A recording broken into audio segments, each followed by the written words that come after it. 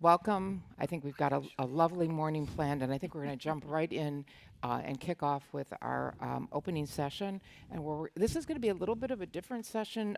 It's not just presentations, but it's more of a working group discussion session, and we're going to learn a little bit more about understanding adolescent, young adult, and young people who have experienced sarcoma. So with that, I'm going to turn over to my co-chair of this session, Angelica Meyer, and she's going to introduce it for us. Thank you. Good morning. I'm here because I'm a mother. Thank you for getting up this early for those who had to get to sarcoma early in their life. We heard that pediatric treatments are different from those for adult, but here we are talking about Asia, adolescents and young adults. They are in between the world of children and adults. And if there's no good moment in life to cope with cancer, this might be even worse. My son was 13 in 2010 when he came to me to ask for a little massage because he discovered a lump on his shoulder which has grown within a week. As he was not the kind of kid to fight with others or to go into sports, I know that this was something which came from inside of his body, and I felt immediately that this will be something which will keep us alert for quite a while. It was an undifferentiated pleomorph sarcoma in his shoulder bone.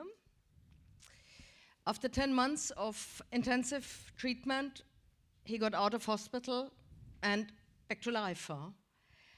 But life was quite different than before. The kid had become an adult overnight, and family life and social network had completely changed to what it has been before. Asia patients face a very big lifespan after treatment, but it's somewhat under the shadow of what they've gone through when they have been young. Going back to school, making career choices, planning family life, all these are questions which are hugely influenced, but shouldn't be, of what they experienced as unique when they were young. Julia, Olivia, and Sami will give us an insight of their experience, and I thank you because it's very generous. And Sandra and Nikolas are here to give us their view from the oncologist side. And Dennis will lead us through the discussion. Julie, might I ask you to take the stage? Sure. You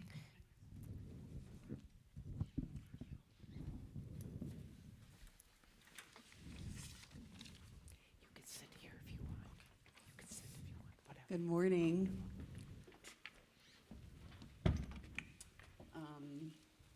So I did speak Friday afternoon, so thank you for all being here and listening. And I did share a little bit about my story then, but I'll go in a little bit more detail because it pertains to this subject. My name is Julie, and when I was 23 years old, I was diagnosed with stage 4 poorly differentiated synovial sarcoma, primary of the lung. At the time, I was in college finishing my prerequisites for dental hygiene school, and obviously, had to put schooling to a halt, amongst many other things, to complete my treatment. Pretty quickly after diagnosis, I would say it took about a month for the whole transfer to a specialist and beginning treatment. So I began treatment a month after the diagnosis, completed 6 cycles of adriamycin, ifosfamide, and mesna chemotherapy. followed by a 7-hour extensive surgery to remove my 20 centimeter wide tumor from my lung, and that was also followed by 36 full rounds of proton radiation. Not something that I had planned for 23 years old. And upon diagnosis, you have that initial shock. If anyone has seen the movie 50-50, I always use this as a reference because when he finds out he has sarcoma, everything goes numb, and it is very relatable to that scene. And that's a little bit of how I felt when I was diagnosed. And then within a couple of minutes, I just locked in and instantly went into fight or flight mode. And when you enter fight or flight mode, in my opinion and my experience, you're in it the entire time you're in treatment. And it is not until after treatment when you hear often, oh, you're done, you're good now, you can go back to your life. And you realize, especially in the AYA community, that that does not exist. And it's hard because you see your peers and your friends and they're moving on in life. And it's a time in your life where it presents additional challenges. I had to put schooling to a halt, which ultimately put career to a halt. It affected many of my relationships, mostly because, people don't really know how to help. Your friends are living their lives, and you're just, kind of watching it from the window of a hospital room. So it definitely has its certain challenges. And I would say being in the AYA community, the hardest part was the isolation felt as a patient, both in treatment and out of treatment. And it's not something that I really understood until treatment was completed. And I think that is something that needs to be most focused on, because we often hear, you can go back to your life, but there's so many different things that change in your life as an AYA patient. Whether it's, there's a lot of big decisions that you have to make. Within a week of being diagnosed, I had to make a life-altering decision of whether to freeze my eggs or not.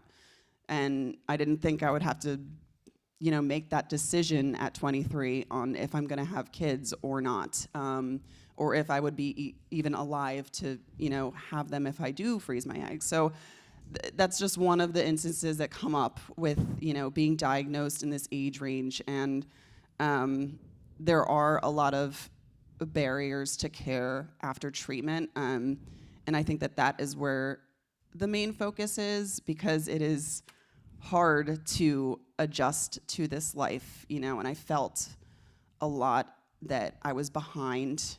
I put a lot of pressure on myself, that I needed to catch up to my friends. I lost a lot of friends. You lose connection with a lot of people that seemed close in your life. And it completely turns your world truly upside down. And I even to this day, there's still things that I'm learning to navigate, right? Because there's no end in healing. We're just continuing to wake up and choosing how to go about our life. So there are still complications that I deal with. There's chronic ailments, psychosocial, and so it's been quite a journey, and I'm very thankful to be here. It's incredible that I'm alive, that I get to be able to talk to all of you, but it's definitely had its challenges that have been faced. So. Thank you. Thank you, Julie. Thank you. Appreciate it.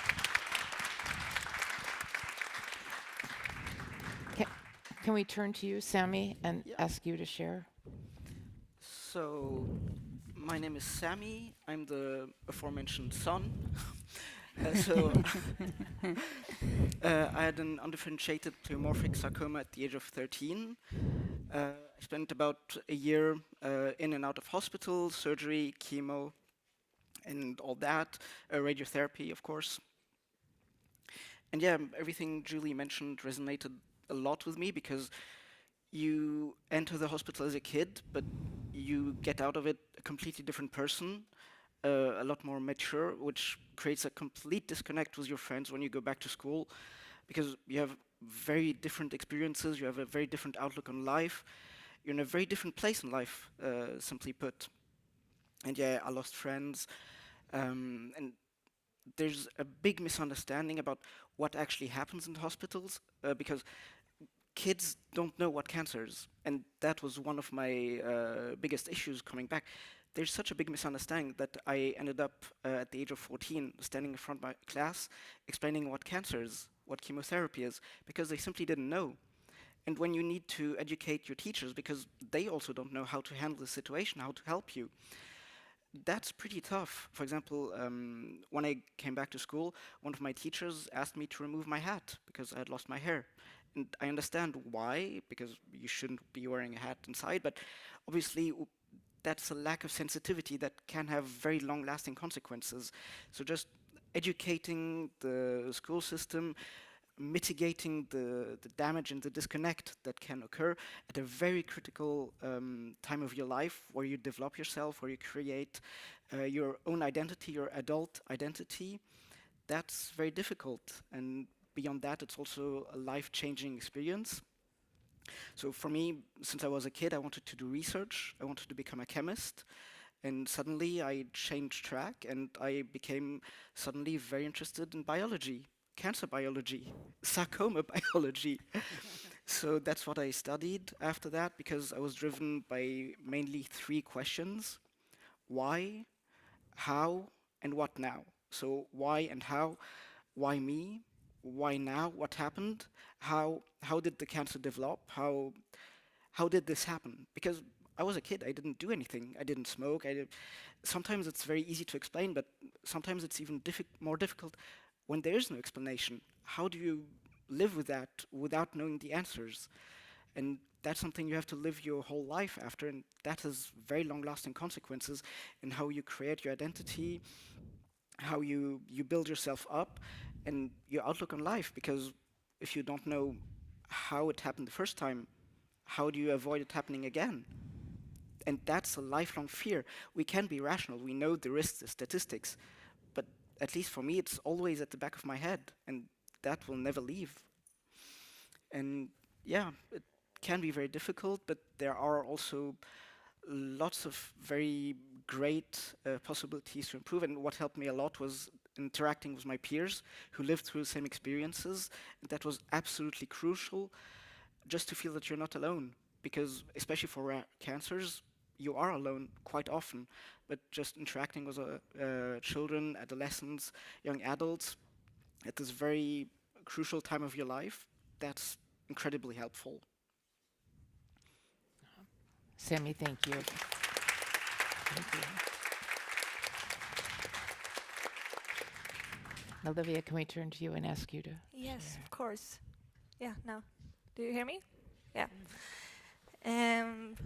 I just want to start to say thank you to you guys. I feel so touched hearing your stories. So, yeah, thank you for sharing that. So, I'm Olivia. I'm a part of the Swedish Sarcoma Association. So, Stockholm is my hometown, and Karolinska is my hospital. It's so special to see you all here and this incredible work. And it's very special that you are here at Karolinska. I'm both a patient at this hospital. I'm also a student here. So, yeah, thank you for being here. It means a lot. But I was diagnosed with osteosarcoma back in 2009.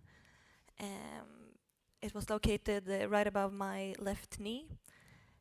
And I was only 10 years old at the time of the diagnosis, so very young. And yeah, it's very special looking back to it because it's like I have the memories of a child, but now I'm an adult, and it's been very hard and special to like navigate through that and yeah, process everything that you've been through.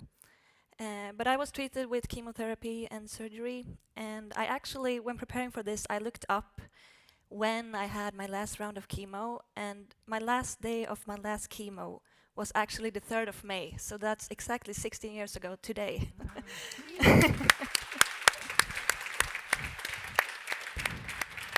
Thank you. It's I'm so thankful. I'm also so thankful for being cancer-free ever since. But yeah, so I feel like you guys have already brought up so many stuff that I have experiencing too. I was only 11 when I finished my treatment, so I had to become a teenager and then an adult, and at the same time recovering from everything. And it was very hard, and it was also hard to, because I feel like a lot that first I saw everything as a child, and I didn't even know my diagnosis until after the treatment, because when I was 10 I didn't want to know anything. I just wanted to go to the hospital, have my treatment, have my surgery, and then just move on with my life. I didn't want to speak about it to anyone or anything. I just wanted to be like a normal teenager doing normal stuff. But that's hard. It's hard when you have some complications from the surgery, and I could do most of the things that my friends did, but not all of it. And also to like partially realize with your first teenage and then adult eyes what you actually been through. And so I have had so many questions like afterwards about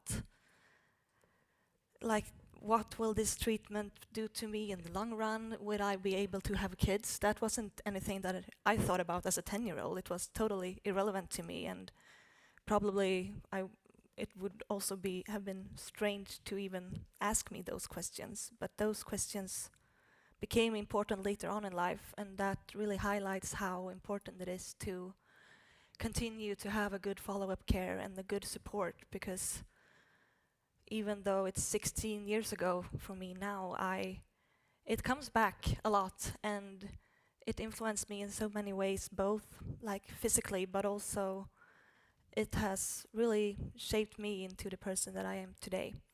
And even though I would never like wish for anyone to get diagnosed with sarcoma, it has shaped me into who I am today, and that's something that I'm proud of, even though it comes from a very tough situation.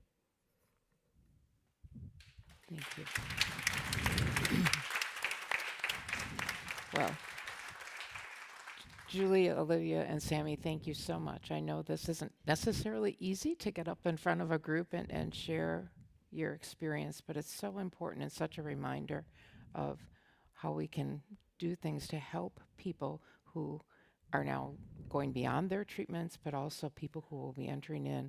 But this is just one part of the story, that you walk this road also with the medical colleagues caring for you. And we're really pleased to have Nikolas and Sandra here today to talk a little bit from the perspective of the pediatric and medical oncologist and what it's like to walk the road with young people who are facing these really serious challenges. So Nikolas, can I turn to you, or Sandra, whichever one of you wants to go first is fine. Please. I don't mind starting.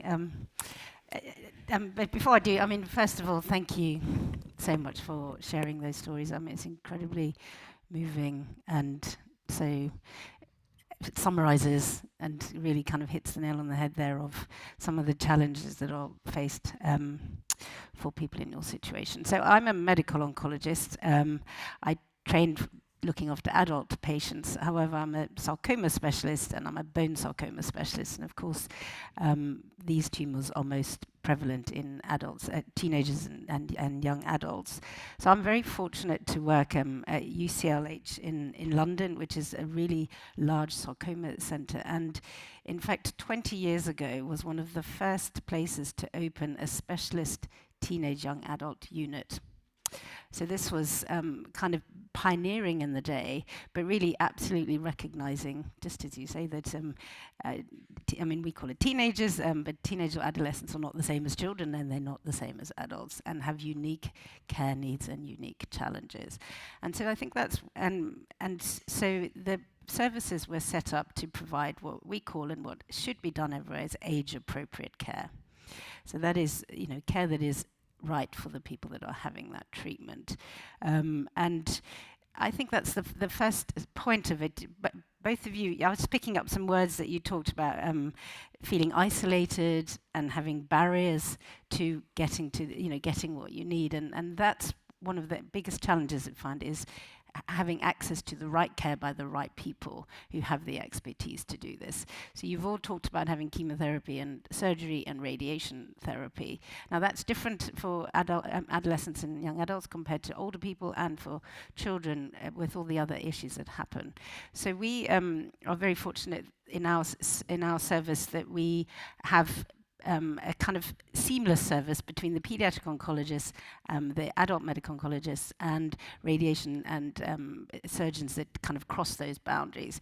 Because I think the thing that I find most challenging is that there should not be a boundary between any age group. And you see in all situations, different healthcare systems, the boundaries stop in different places. Sometimes it's 16, sometimes it's 18, sometimes it's 20, sometimes it's something else. And that is so wrong for everything. Everybody should have access to the right care for the right age. So you see that for the treatment and the kind of expert care. You see that for clinical trials. I'm sure this is something that's come up in many circumstances, that children don't get access to clinical trials or new treatments in the same way as adults, particularly kind of traditionally, and now more recently there are a lot more pediatric trials, but then sometimes that don't include the young adults. And so again, here you've got artificial barriers to accessing the care that you need to. So I think all those things really need to be taken into consideration. But then kind of to step away from all that, back to the kind of care, how do we do with this as a kind of physicians? The first thing I do when I meet a new patient, and I think this is a really important thing, is of course no two teenagers are the same.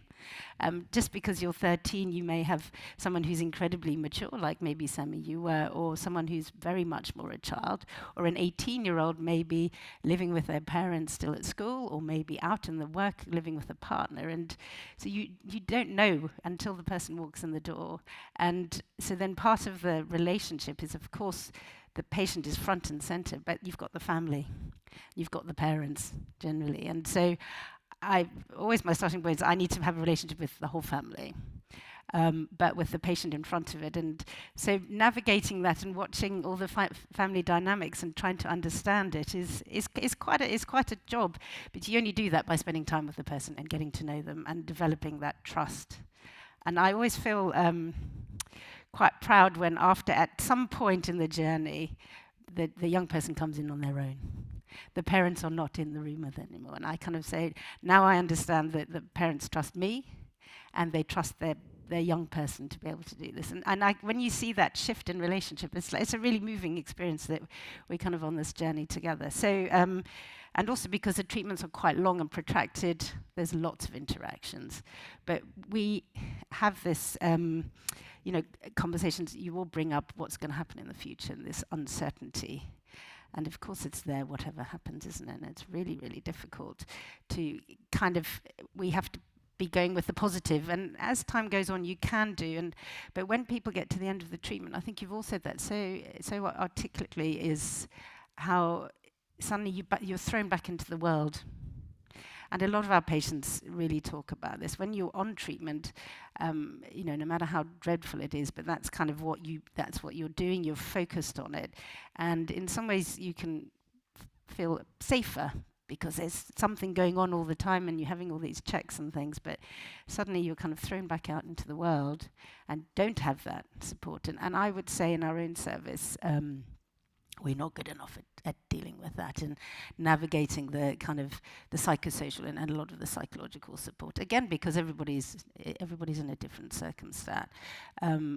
So we are fortunate that we do have a multidisciplinary team that looks after people. And I think that's the other point to bring in, is that it's not only about what I do. I'm just one of 10 people that look after the young people. The clinical nurse specialists are so important, the occupational physiotherapists, the teaching staff, to kind of keep all those other things going, as well as the psychologists. And we're very fortunate to have that service.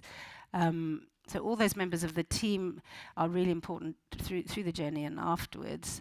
And then also, just to pick up the other point about the fertility preservation, I mean, that is such a difficult area. I think you both articulated it so well. When you're 10, you're not thinking about it. When you're 20, you're not thinking about it, but you do need to be thinking about it. And what are the options? Can you do this? Is there time to do it? There's a lot of pressure. There's a lot of pressure on both sides, amongst all that uncertainty. So I'd really just raise that as a really big issue for us. And I don't think we don't have all the solutions for that at all. Sometimes there isn't time to harvest eggs, and sometimes you don't have access to kind of ovarian cryopreservation, and will it work, etc., etc. So I don't know if we'll pick up on that again, but certainly it's something that we spend a lot of time thinking about. So I think that kind of just maybe gives you a flavour of some of the different aspects of it. There's lots of infrastructure barriers and lots of other challenges, but ultimately, we're on this journey with the patient and we have to be part of it. And I think being part of that team really makes a big difference. Thank you. Nikolas? Thank you. I also want to start. Can you hear me? I also want to start with thanking the three of you for being here and for sharing your story, because Sandra and I, we are a bit morbid. I mean, we chose to work with your diseases, but you didn't. You were forced to. You didn't have a choice. I'm thinking you can think of the challenges and you can think of the opportunities. I could choose to highlight some of the things that I think we're doing good.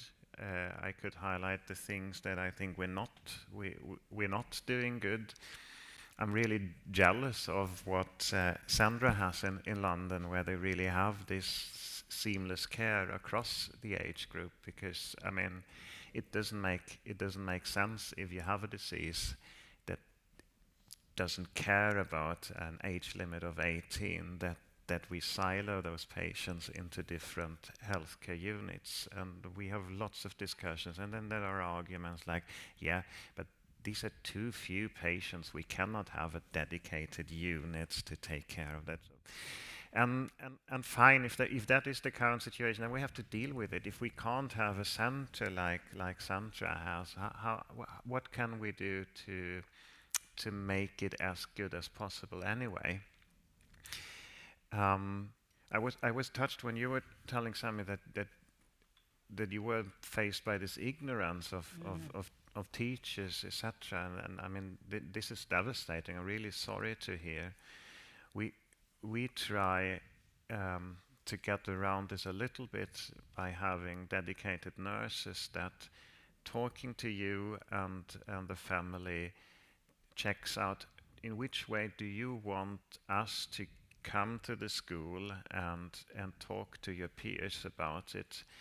And some patients choose, I don't want them to know, and then we explain, okay, that's okay, because this is your decision, but we should at least explain to your teacher so that they know how they can say,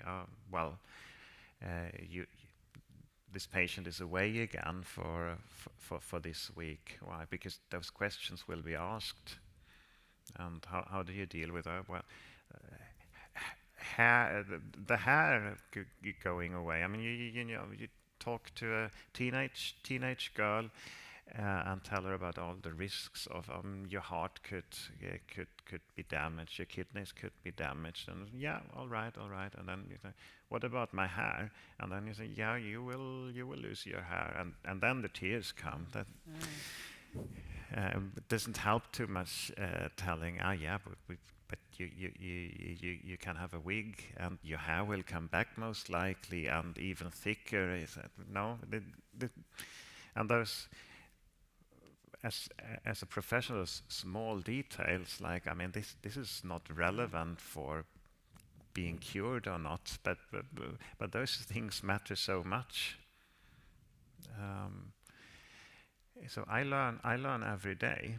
What I'm, together with people like Sandra, what we are fighting for, that is trying to make sure that the best available treatment is delivered irrespective of the age.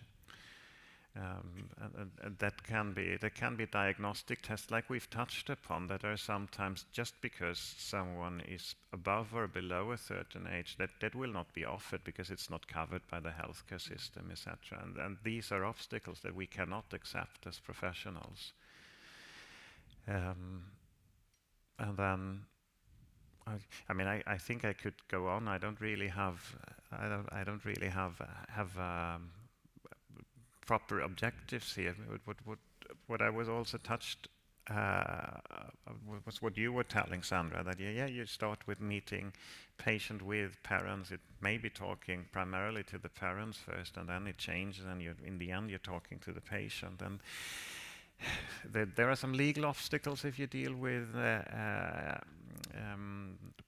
patients under the age of 18, so they will always have the legal guardian. So there are some aspects. Consenting will always require the parents as well if you're below the age of 18. But at least we should, I mean, what I always try to do, imagine a teenager. So when I started, I said, I was always, because I learned you should talk to the patient as well, not just to the caretakers. When I started, I always asked them, the patients, do you want to talk with me as well? I can send out your parents. And that is very wrong, because a teenager will tell you in 9 of 10 times no. So instead I moved to say, you know, we have this routine that we always talk to each other, also without the parents. So I'm thinking about sending out the parents now. Is that okay? And then there are questions coming up. And then sometimes it's fertility. Sometimes it's the hair that comes up again. There are sometimes it's I'm worried about my parents. I try to keep it together. So it's so complex, and like Sandra said, and like we've heard from you, no patient is alike. So it's a privilege to work with, to be allowed to work with people like you, and situations like that reminds me and reminds ourselves why we choose to do this in the first place. Because it's not a morbid interest of the disease. We want together with you help you get through this. We are paid for that. You're not, but Oh, yeah. thank you. Yeah.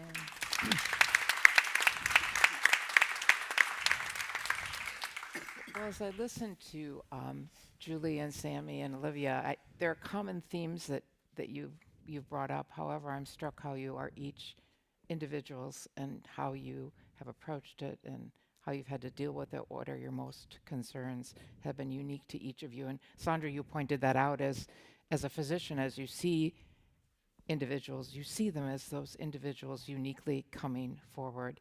And Nikolas, as you pointed out, these young people didn't choose this. It happened to them. And yet you and Sandra and many others choose to walk this road, even though sometimes it's very difficult. And so we appreciate each and every one of you for all that you together have walked through, and that you have chosen to do this work, because I think it's super important to all of us. So I want to kind of, oh, no. Yes, you are. So I want to ask you to reflect upon what unique challenges do you think facing pediatric and AYA patients today are most pressing? I mean, we've heard a lot about a number of concerns, and it looks like there's some areas that we really could address and do better. If you were to really try to prioritize and say, you know, what should we really think about as patient advocates that we should really focus on? And I really pose this question to all of you to think, because I think you may have something different from where you sit and from your perspective. And I think it is useful for all of us to hear that from your view, what's really most important. And Olivia, I'll start with you. I would say that the most important, at least in my opinion, Yeah. is to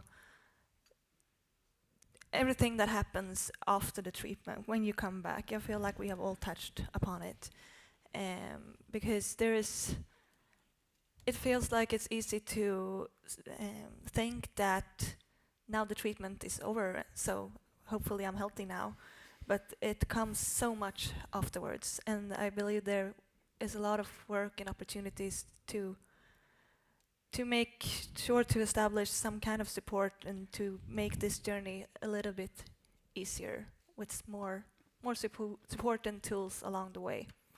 And you could probably do that in a lot of different ways depending on what situation in the healthcare system and so on, but I think we need to focus more on supporting this patient group after the treatment. That's really important. Thank you for sharing that. Sami, what do you think? Quite similar. So one of the images I always use when I talk about that is during the treatment, you're in the middle of the storm on the boat. You just hold on for dear life. You don't ask questions because you don't have the time, you don't have the energy. You just follow what you're being told. You trust the doctors. Everything's fine. You make it to the end of the treatment. Your doctor tells you, yeah, you're good. Now it's over. And for me, after the storm, you just arrive at the desert. You're alone. You're lost. You don't really know how to navigate that. And that's very difficult because technically you're fine, but you're really not. You still have quite a long journey to go to be in a good place. And that's where you need the support the most. So for example, I had a few sessions with a psychologist during the treatment, but I refused because that really wasn't the right time for me. I didn't want to talk about that. I didn't even understand what was happening, really. A few days before the diagnosis, I was telling my mother, you know, it could be worse. It could be cancer.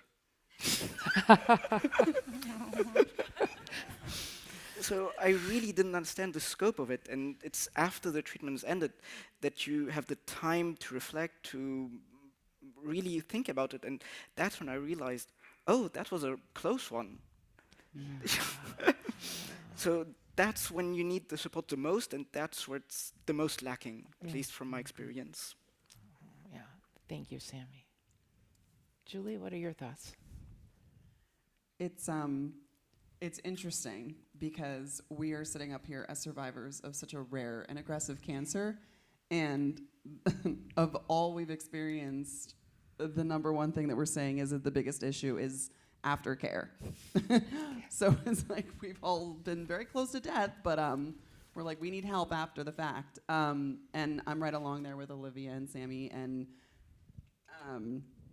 it's a very vulnerable time in our lives, that age range, and what it truly feels like. And Sami mentioned similar to this, it's like you're in the world as you are, and then it's like someone just removes you from the world for a year or so, completely changes everything about you, and then they just throw you back, and they're like, all right, go on, bye-bye, and you have to just exist as a completely new person with complicated, lingering chronic ailments, with a entirely new outlook on the world as you ever knew it before.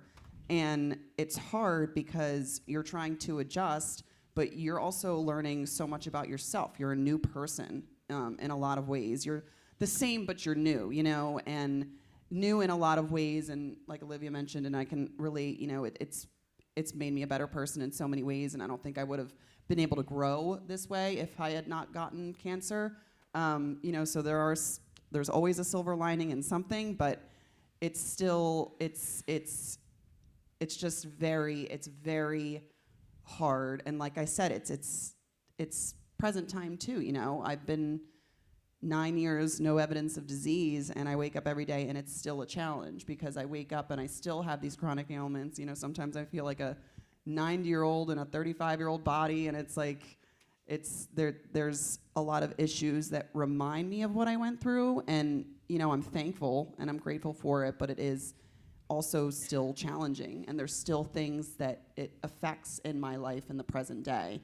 And that's why I do agree with the post-treatment care and what we can do better. And if I were to make a recommendation, and I'm not sure who would be responsible for this, but I think it would be very beneficial to have maybe some kind of navigator in the cancer center and speak to the patient and bring it up to the patient. I don't think the patient should have to ask these questions because sometimes they might not even know what questions to ask.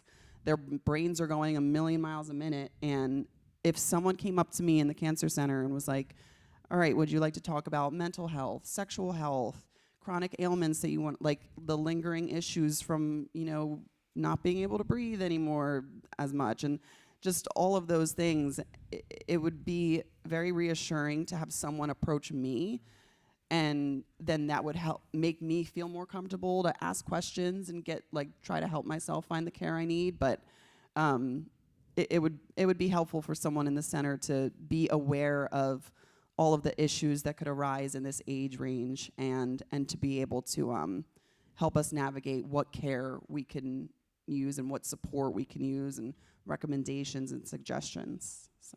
Yeah. Oh, thank you. I think about the conference, we've talked a lot about treatment and such, and we focus so much on that. And you guys are sitting here because you had therapy that was effective.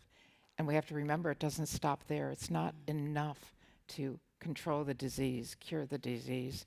Now, it's obviously you articulated so clearly the long-term impact that's had, and so there are needs that we still need to help people address as they walk through their lives, because you're forever changed by having had this experience. Thank you for sharing. And now I'd like to turn to Nikolas and Sandra, and that same question to the two of you. First of all, I want to say, but I feel very sorry for hearing that experience, that you felt yourself like spit out of the system and not being seen after and taken care of. Because I think we have the ambition to, as pediatric oncologists, medical oncologists sometimes tell us, why do you see your patients so frequently? Let them be. But once your treatment is finished, and then you go over to the phase of surveillance and looking for organ toxicity and taking up questions like, how are you affected mentally? Do you need support school-wise, etc.? I'm really sorry to hear that we seem to have failed all of you in that regard, because we're supposed to. Okay, you need to make sure that there is no recurrence, or that you detect recurrences early on, which then sometimes can lead to, which we are aware of, this anxiety. So every time you do a new MRI or X-ray, I guess you're triggered. Has it come back? Now I need to know, and I want to know what are the results. And then you focus on that. But what I try to say, okay, there is different aspects now after care. One is making sure that the disease is gone, and this will become less and less important the longer the time has passed, because it will just decrease the likelihood.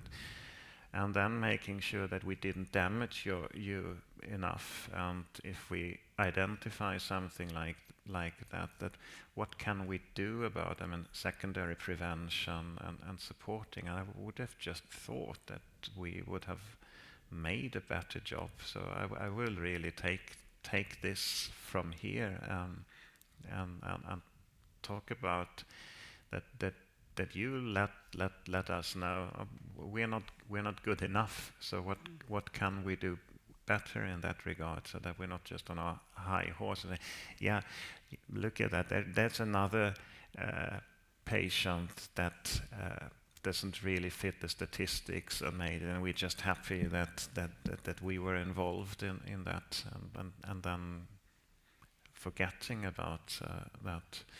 And one more comment, Olivia, I think we first started doing that after your care, that we have those standardized meetings at certain ages, like in particular when you become a teenager, but then also before you turn 18, that we have a specialized outpatient clinic where you have the possibility to get an explanation of, okay, this was the disease, this was the treatment you received, this is what could affect you later on, and what do you need to know? But I think that wasn't really in place when you were treated a while back. So it's a constant process, and we try to get better. But this really opened my eyes once more that we're not good enough.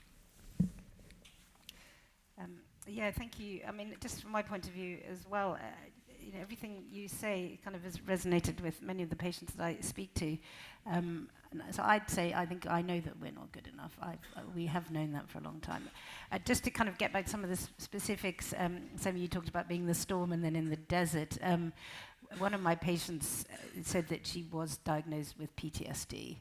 And I think that's probably a really accurate description of what you've probably all been through, is post-traumatic stress disorder, because that's what you've been through, unbelievably difficult event, and then it's the processing afterwards. So I'd probably say that's the most kind of encapsulating kind of diagnosis, if you like, of it. I think one of the challenges, as you've all described, is kind of being let out at the other end, but also knowing when is the right time to talk and support, because it is different. And as you said, that completely resonated. We offer psychological support for people on their treatment, and you keep saying, there's someone you can talk to if you want to. No, I don't want to. And again, it's because I just want to get on with the treatment, and more often the parents will be kind of taking that up. But you're right, sometimes we stop asking that question, and it's not the right time to ask it. So I think certainly that will come back with me. We as I said, we do recognize that this is an issue, and we try and have a meeting with the family before the end of treatment, kind of warning you that this is going to happen. Like, we do recognize you're going to feel this difficult. And then we've tried different methods of having team meetings at the end, saying, right, now let's think about all the things that you want to, all these other aspects of your care afterwards. But we don't do it well enough. And I think, again, it's because just the time is not right for everybody. And, your needs are not the same as 14 and 16 and 18. And it's getting the resource to keep doing it in the long term. And so I think that comes back to kind of what do we do in the research environment, is we run all these clinical trials. We are looking for those Kaplan-Meier curves, 10% improvement survival or whatever, and then we were like, yay, this is a positive trial, but there's all the stuff that people have to go through to it. We do talk in the EEC and other kind of research environments not only about better treatments, but kinder treatments. So it's not only about the cure, it's about the quality of life and the impact on the longer term. But when you're running trials and getting research funding, it comes to an end. And you're battling for those dollars for the trials, and more often the funding stops after 2 years of follow-up, or 3 years of follow-up, or 4 years of follow-up, and that's in part because of the way the kind of infrastructure runs. And so all these sort of long-term effects are not part of the same kind of research proposals and funding. And I mean, we have this discussion quite often about how inadequate that is. I think one thing that we can do better, and would be really, and we try and do this in the research environment and with patient involvement, of course, is the PROMs, isn't it? The patient-reported outcomes. And that, really we talk about, we need some special ones for sarcoma, we need ones for young adults, and there are lots of these being developed, but I think we're all doing them in a slightly different way. I mean, I'd love to get that harmonized, and that we should be doing long-term. you know, as you've gotten better technology, there's no reason why we couldn't be having apps and things to kind of get the information back at different times, because that's the only way we're going to kind of make improvements is which you actually understand what's happening with a larger number of people. So that would be one kind of positive that we could do is let's work together to kind of understand it more in a prospective way. You know, you raise an interesting point about that sometimes individuals are only followed for a period of time. Is there yet another opportunity that we haven't thought about, the primary care environment, where these individuals go back to their physicians, pediatricians, internists to be followed? Because are we training them well enough to be able to help? Because how do they're not trained necessarily in the depth of care and the treatments and what are the side effects. I don't know, Nikolas and Sandra, can you speak to that a little bit? Do you think that's an opportunity for us to look beyond our own communities and make sure?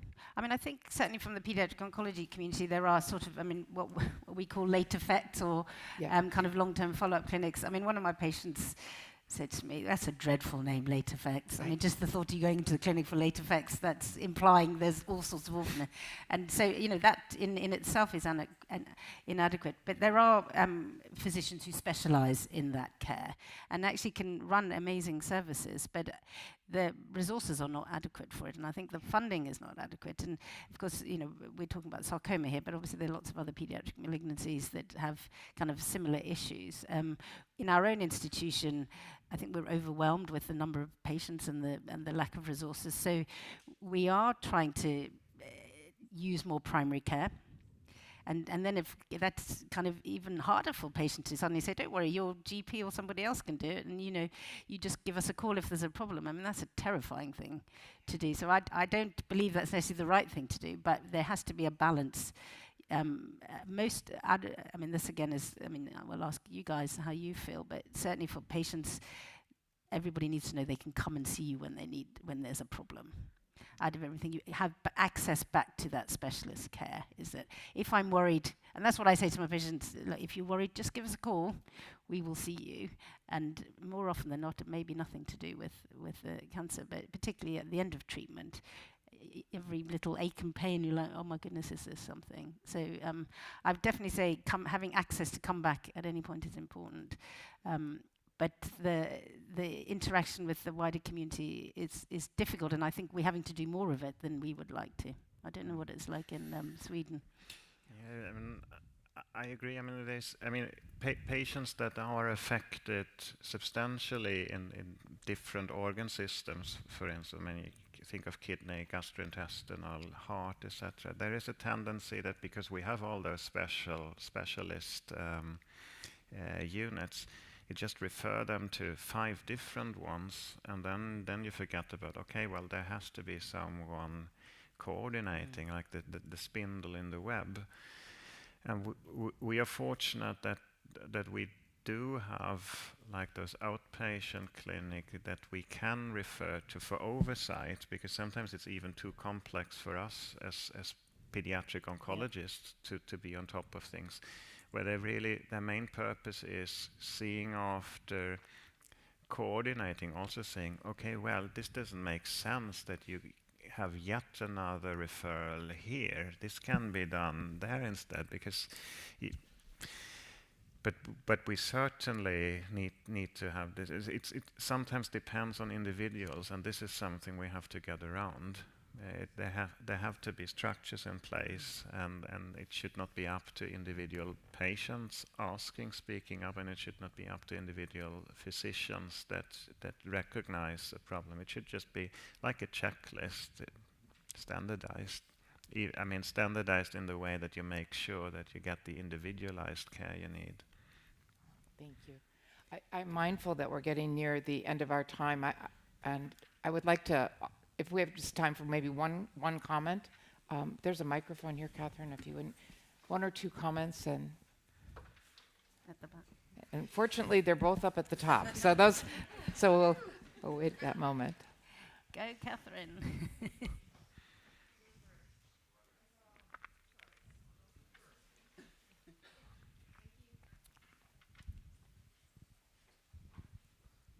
Hello, thank you so much. My name's Matt. I'm from Vancouver, Canada. Just for context, I am also a young adult that had sarcoma.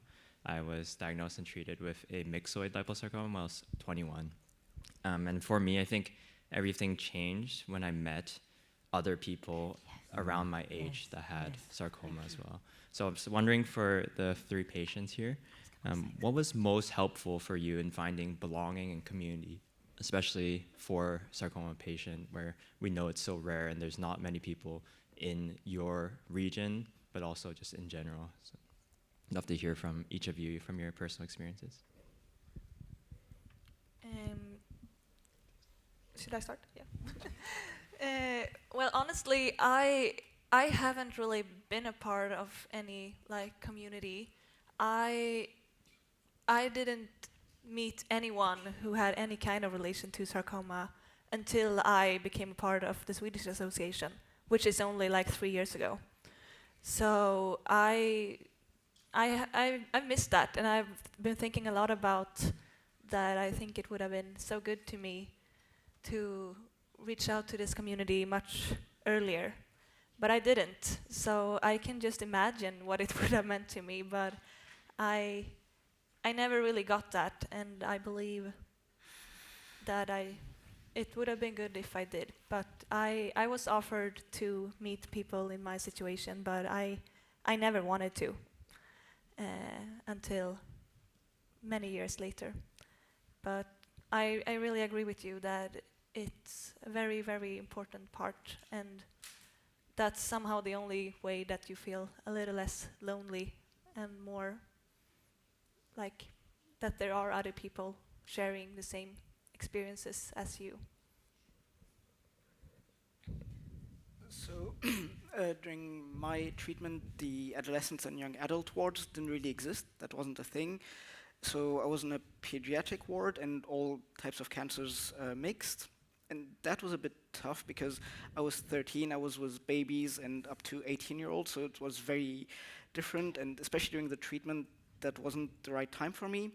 But I was very lucky because in France, there's a sort of summer camp initiative made for patients who are in recovery after cancer, for kids. And so the hospital can refer patients who finish their treatment to that. And that was really a life-changing experience. It was 2 weeks in the mountains near Lyon. We did rock climbing, meeting with other patients and just interacting. And yeah, that was one of the best experiences I've ever had, just being with other kids, talking about it. And we had all very dark humor because we went through very difficult stuff. There was a competition about who had the worst cancer, so very dark stuff. But that was super helpful, just to see that you're not alone, and that, yeah, other people have lived similar experiences, and it's very tough, but it's not the end of the world, and there's a life after that. Thank you. So glad you mentioned dark humor. I was diagnosed at 23, so similar to you, and I will say that, and anytime I join a webinar, this is always the piece of advice I give.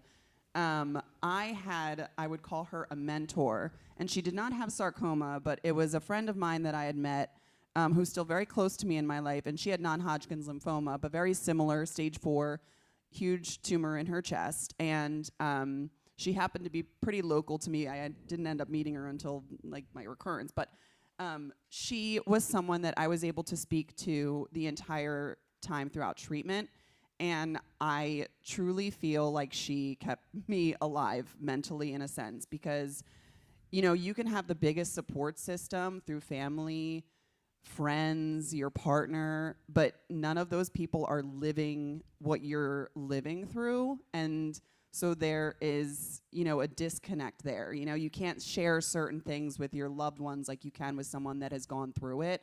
So it was really helpful to have her. Like, I'd be able to text her at 3 in the morning, and I'm like, I hate my life. Like, this is and I would share the deep, dark, everything with her, and she just was very validating because she experienced it as well. And, I was diagnosed in 2014, and So there was a smaller online community, right? But it's not what it is now, and we have incredible resources online that we have access to like all over the world. Right now, we can be on Instagram looking at a reel of someone sharing their entire chemotherapy journey. And that's not something that was available then, but it is now, and I think that that's really helpful. I don't know if you're familiar with the Cancer Patient on Instagram, but that's also, you know, a really helpful page of extremely dark humor that just like the community can relate to in that sense. And I think things like that are really helpful, like being able to laugh about this really dark time with others that understand it gets you through. So, and you know, I didn't really join the community until like much further after treatment because again, I was resistant. You know, I didn't want to feel sick. I didn't want to be a part of it. I thought that I could put this behind me. But 2 recurrences later, I'm like, this is a part of my life. Let me just dive in. And I'm so fortunate, even to this day, I have the cancer community. I still talk to everybody online daily, and it's just a supportive group of people that understand, you know, they can validate and just relate to what you're experiencing. So it's great that we do have that resource available to us. Great. So quickly, Philip, go ahead. Yeah, I'll be quick. So I'm Philip Leiter, and I'm the president of the Sarcoma Alliance.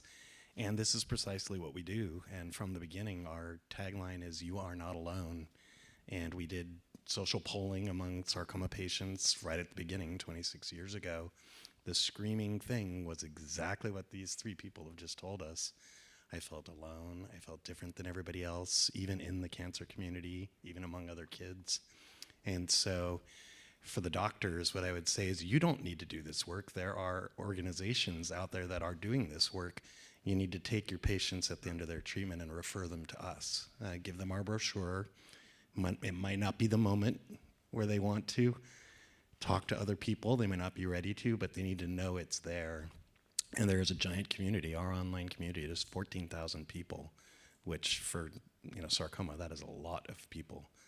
And now the subtype-specific organizations like Julie's organization, even more of a sense of not being alone. You can meet another synovial sarcoma patient online and reach out to Julie directly. So please consider the other support organizations, not just advocacy organizations or people who are pushing for research. Our organization solely does patient support, guidance, and education.